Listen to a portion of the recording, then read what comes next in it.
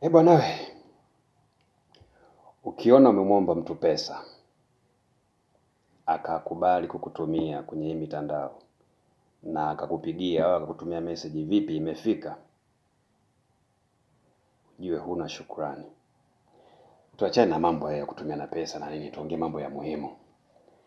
Jambo la muhimu leo bwana ni kuhusu hawa wanaume wenye wanawake wengi au wanaume wenye wapenzi wengi. Wanaume tuelewane mapema kabisa. Sijatumwa na kina mama aje niwaambie hii, lakini nimefikiria tu mwenyewe. Kama una wanawake wengi au kama wanawake wengi, tafakari hii kitu. Nifuatilie mwanzo mpaka mwisho, alafu tutafakari kwa pamoja. Mimi sio msomaji sana wa Biblia, lakini juzi nikaamua kupitia kwenye Biblia, nikasema anyway, wacha nianze kusoma Biblia kama hadithi. Kama hadithi zingine tu. Basi nimesoma, nikaanza kwenye zile stori za uumbaji. Mungu anafanya hivi, anaweka hiki, anasema hiki kiwe pale, kiwe hiki, kiwe hivi. Akamuumba Adamu. Adamu amekaa bustanini, amewapa majina viumbe wale. Mungu akaona Adamu hana furaha.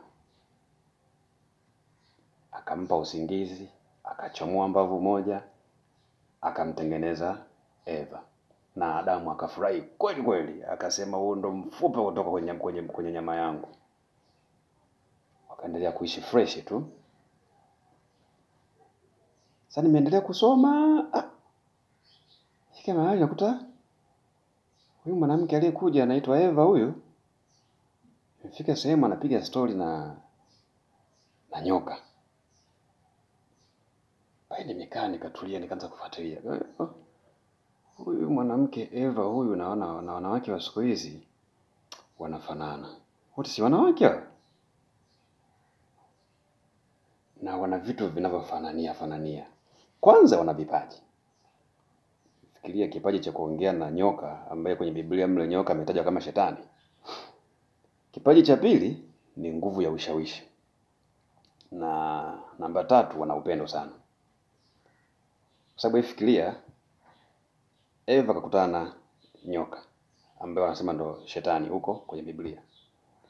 Wamekaa sehemu nyoka na Eva wanakula story. Alafu hatujui Adamu alikuwa wapi. Ila wamekaa Eva na nyoka wanapiga story. Wamebishana, wameelekezana. Mwishowe Eva akabeba maamuzi ya nyoka ya kwenda kula tunda. Kwa hiyo fikiria hapo, kwanza ameweza kuongea na nyoka. Pili, ameona kwamba hili tunda nisile peke yangu, wacha nikale na mume wangu. Huo ni upendo. Lakini 3, amemshawishi mwanaume. Kwenye ushawishi hapo wanaume ndio tunafeli sana. Maana hata kama hauko tayari kwa jambo fulani, mwanamke akiushawishi lazima tu utakubali, na ukimaliza tu unakuja kujua kwamba nishaingizwa mkenge. Kwa sababu fikiria hapo, Eva angeamua tu kuwa mchoyo, angekula tu peke yake tunda ile, ingekuwa imeisha. Lakini akona wacha nimpe na mume wangu kipenzi Adamu. Na Biblia inasema, basi mwanamke alipoona kuwa mti huo ni mzuri kwa chakula, wavutia macho, na kwamba wafaa kwa kupata hekima, akachuma tunda lake akala, akampa na mumewe, naye pia akala. Biblia inasema hivyo. Mimi sijui kutaja vifungu vya Biblia. Wewe chukua Biblia yako kasome. Sasa si hatujui huyu Eva huyu walikubaliana nini kingine na nyoka kule bustanini. Inaweza kuna maagizo mengine, lakini si hatuyajui.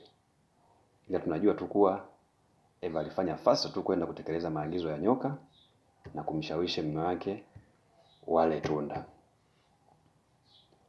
Sasa kama una mpenzi zaidi ya mmoja au mke zaidi ya mmoja, maana yake una mtu zaidi ya mmoja ambaye ana uwezo wa kuwasiliana na nyoka, au kwa maana ile ya Biblia na shetani, kupiga naye story, akachukua maagizo, akaja kukushawishi. na akikushawishi hauwezi kuruka. Fikiria kila mwanamke ulionaye sasa hivi achukue maagizo tofauti ya nyoka, alafu wote waje kwa nyakati tofauti kwako ili mshirikiane kutimiza maagizo ya nyoka. Hivi itakuwaje? Tukirudi kwenye Biblia kule, Adamu alipopokea tu maagizo ya Eva, wakala lile tunda. Walipomaliza tu kula, Adamu akagundua kwamba yupo uchi.